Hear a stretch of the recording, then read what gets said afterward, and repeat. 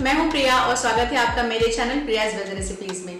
आज हम मटर पनीर की सब्जी बनाएंगे जो कि हम बहुत ही सिंपल तरीके से बनाएंगे। हम उसमें कोई भी क्रीम या काजू पेस्ट का यूज नहीं करेंगे, बट स्टिल वो खाने में बहुत ही डिलीशियस होगी और बहुत ही रिच बनेगी। आप कह सकते हैं कि आप रेस्टोरेंट से भी अच्छा बना पाएंगे। बहुत ही डिलीशियस टेस्ट उसका आएगा। तो बस शुरू करते हैं बनाना।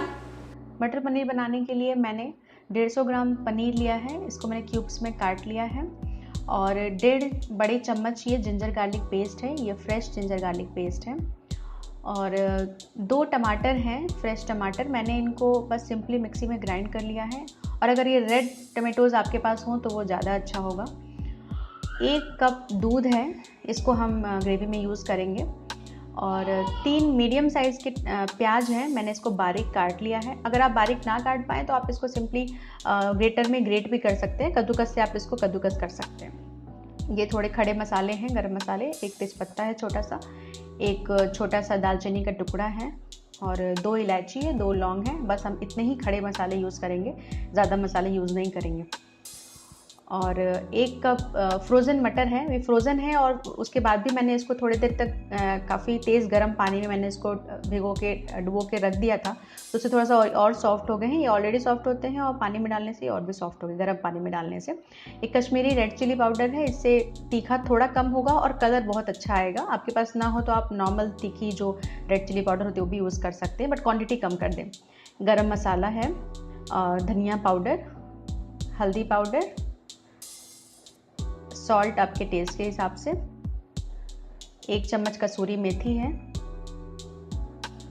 और ये सरसों का तेल है। मैं एक्चुअली सरसों का तेल यूज़ करती हूँ। अगर आप कोई भी जो भी आप तेल यूज़ करते हो, आपका जो रेगुलर कुकिंग ऑयल हो, आप यूज़ कर सकते हैं। मैं इस तेल को थोड़े से तेल में मैं पनीर को शैलो फ्राई करूँगी। ज़्यादा तेल नहीं चाहिए उसके लिए, थोड़े से मैं फ्राई करूँगी और बाकी का जो तेल है वो मैं ग्रेवी के लिए यूज़ करूँगी।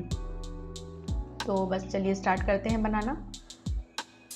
तो अभी मैंने कढ़ाई गरम करने को रख दिया है। मैं लोहे की कढ़ाई यूज़ कर रही हूँ, आप कोई भी नॉर्मल कढ़ाई यूज़ कर सकते हैं। और मैं इसमें थोड़ा सा तेल डालूँगी, बहुत ही थोड़े से तेल की ज़रूरत है। ये नॉनस्टिक कढ़ाई नहीं है, ये लोहे की कढ़ाई है, बट स्टिल इसमें कुछ भी चिपकता नहीं है। लोहे की कढ़ाई की खास बात होती है कि इसमें कुछ भी, कोई भी सब्जी, कुछ भी, पनीर जैसे तुरंत स्टिक हो जाता है, वैसे ये स्टिक नहीं होता है। थोड़ा सा स्प्रेड कर दिया मैंने।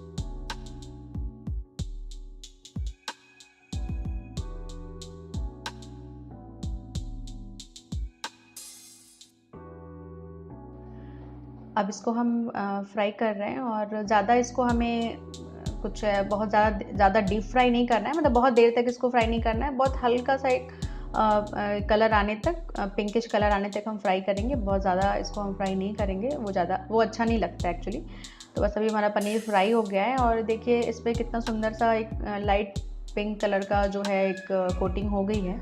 ज़्यादा फ्राई कर देंगे तो ये पनीर हार्ड हो जाएगा और ऐसे कम फ्राई करने से ये पनीर सॉफ्ट होते हैं और बहुत ही अच्छे लगते हैं खाने में।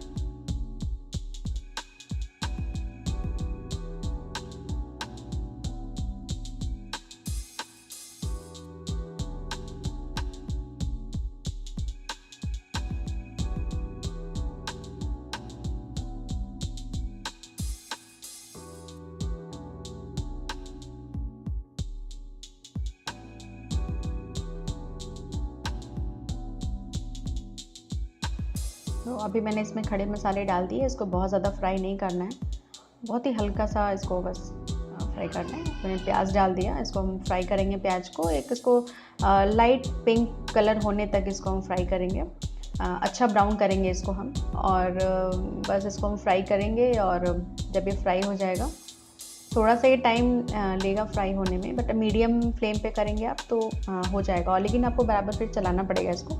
ये बस अब मेरा फ्राई हो गया ये प्याज, देखिए कितना अच्छा गोल्डन कलर आया है।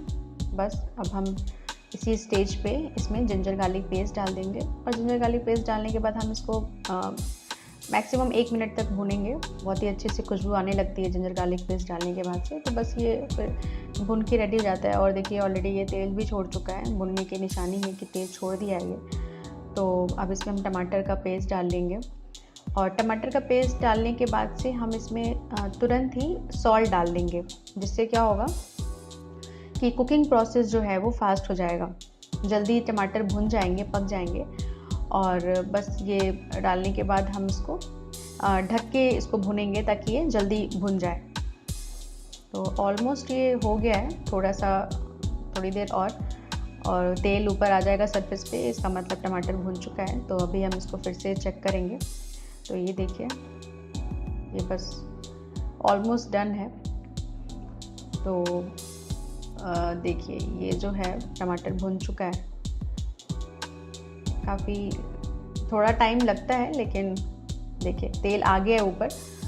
तो ये रेडी है। अब इसमें हम अपने पाउडर मसाले डाल देंगे। मैंने धनिया डाल दिया 1 टेबल स्पून, 1 टीस्पून हल्दी, और मैंने 2 टेबल स्पून से थोड़ा सा कम रेड चिली पाउडर डाला है। और अब हम दूध डाल देंगे इसमें और 1 मिनट तक इसको लगातार चलाते रहेंगे, वरना दूध फट जाएगा।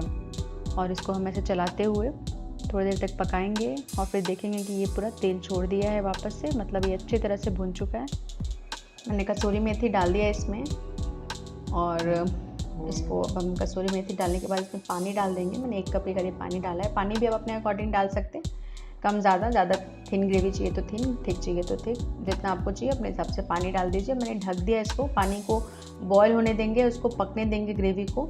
सब कुछ पका हुआ है, बस पानी को ही बॉयल होना है। और हम मटर और पनीर को बिल्कुल इसमें डाल के पकाएंगे नहीं, उसको बस हम डाल के और बस बंद कर देंगे गैस, क्योंकि वो डालने से मटर का कलर भी फेड हो जाता है, वो बिल्कुल उसका कलर उड़ जाता है, ग्रीन कलर जो उसका है।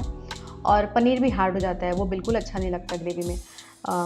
तो इसलिए बस हम ग्रेवी को ही पका रहे हैं और हम कुछ उसमें पकाने वाले हैं नहीं। तो देखिए अभी हम 1-2 बार चेक भी कर रहे हैं बीच में। तो ऑलमोस्ट ये बॉईल होके रेडी ही है। तो मैंने गरम मसाला अभी तक नहीं डाला है, वो हम एंड में डालेंगे मटर पनीर के साथ में। तो देखिए अब ये मैंने पनीर डाल दिया, मटर डाल दिया, और इसमें हम गरम मसाला भी डाल देंगे इसी टाइम पे। मैंने 2 टेबल स्पून के आसपास, 2 टेबल स्पून नहीं, 1.5 टेबल स्पून बोल सकते, मैंने डाला है गरम मसाला, और बस डाल दिया और ढक के बंद कर देंगे गैस, कुछ पकाना नहीं है। मैंने प्लेटिंग कर ली। देखिए कितना अच्छा लग रहा है मटर पनीर, किसी भी रेस्टोरेंट से कम नहीं है। और टेस्ट तो आप एक बार ज़रूर ट्राई करना, इतना डिलीशियस है कि आपकी फैमिली आपको रोज़ रोज़ बोलेगी कि आप ये मटर पनीर बनाओ और खिलाओ उनको। ये बहुत ही यम्मी बनने वाला है, आप इसको ज़रूर ट्राई करो घर पे।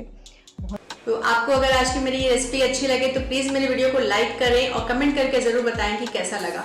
और मेरे चैनल को सब्सक्राइब कर लें और नोटिफिकेशन बेल को क्लिक करना बिल्कुल ना भूलें, जिससे कि आपको मेरे आने वाली नई वीडियोस की नोटिफिकेशन आपको तुरंत मिल जाए। फिर मिलते हैं नेक्स्ट वीडियो में एक नई रेसिपी के साथ। तब तक के लिए एंजॉय कुकिंग।